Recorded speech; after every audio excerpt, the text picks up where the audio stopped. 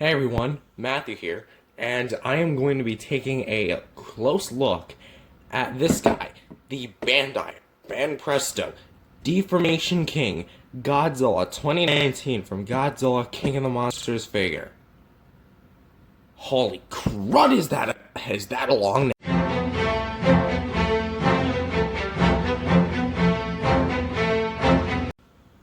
So, we might as well just get right into it, because I'm pretty sure most of you know what this guy is. If you don't, then let's take a close look at this guy, I guess. So, starting with the sculpt and paint, just look at it. This is probably one of the best sculpted Godzilla figures in my entire collection. Like, not only does it have, like, really nice detail going for it, but it also has some nice jawline paints, teeth paint. Just overall, it's just a really nice looking figure. Like, take a look at this. See the eyes?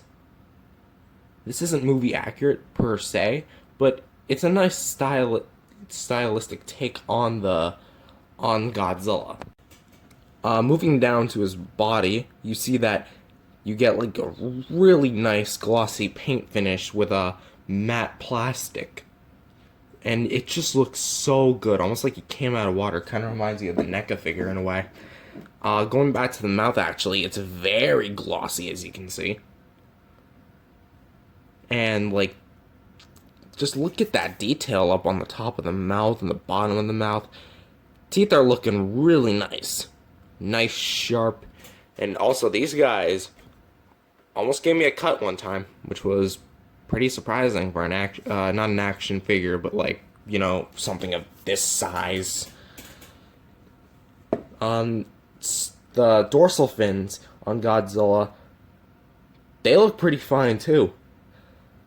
I like how they got all the shapes down right. Like, you got this big one, then this one, then this one, and then this one down here, and then these three up here. Also, the gills are really nice.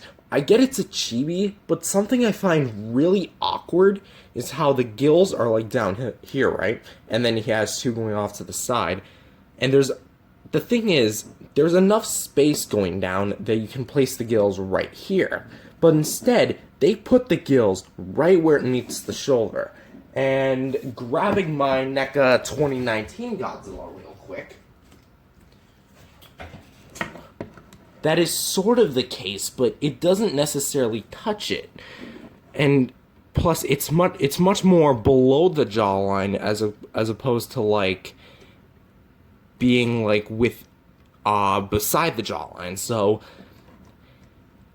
why couldn't they put that there? I don't know. That's beyond my guess. So I'm not complaining. It's still sculpted beautifully and looks really good. But another thing is that the feet, they look really nice, and the claws. Holy crud, the claws! Just look at that sculpt and shading and painting. Look at that. That is truly beautiful. And so there might be a few things here and there that are wrong, but for the most part, this guy's pretty well. Except for one thing. The claws. What happened here? Like, I can see what they were trying to do, something similar with the legs, how they were trying to shade, but it just ended up looking more scratchy and almost like, I don't know, he tried to do his nails himself. I mean, like, the toenails and then the claws, it just doesn't work. Like, what happened to the claws? I get what they were going for, but they probably should have put it in better execution. Also, the tail. Nice, small, short little tail. I love it. So, sculpt and paint, phenomenal.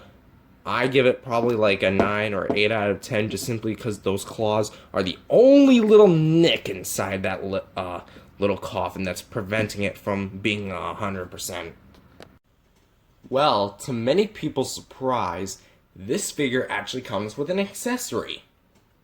This base. Now, I'm going to quickly go over the base because there's really not much to talk about.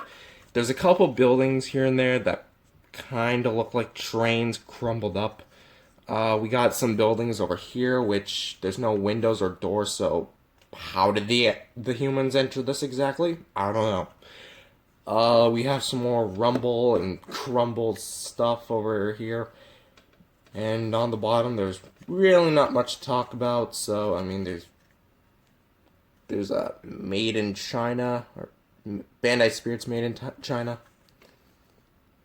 And yeah, that's pretty much it for the base. So there's 2 peg holes right here. So if you want to put them on, you just align Godzilla with it, and then bam, he's on. That's pretty much it. For a quick size comparison, here he is with all of my other Godzilla 2019 figures, with the NECA version 1, NECA version 2, and my custom painted Godzilla 2019 finger puppet. And here he is with some Bandai vinyls. Yes, some good old Bandai vinyls with Movie Monster Series Shin Godzilla, Bandai Creation Fusion Series Godzilla 2000, and Bandai Creation Mecha Godzilla. I gotta say, these are really good figures, and if you're looking for something fairly inexpensive, that's Godzilla related, not NECA, go ahead and go with these guys. And here he is with some NECA figures, with the NECA NES Godzilla, and Reactor Glow Loot Crate exclusive Godzilla. Here he is with the another chibi Godzilla in my collection, the Funko Pop Godzilla. Here he is with my all-time favorite Godzilla figure in my collection, the 2014 Godzilla from NECA. And finally, the one that you guys have been probably waiting for, with King Ghidorah.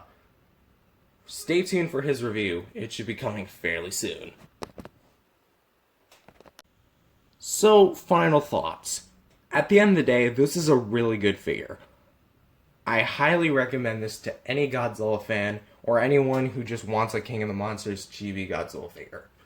If you guys want a more easier, affordable action figure of Godzilla 2019, just skip this one, because this one isn't an action figure. Go with the NECA, because that one's only like $20, and I think NECA recently reissued that one, so hey, who knows? If you want something chibi, go with this guy. If you want an action figure of him, go with the NECA.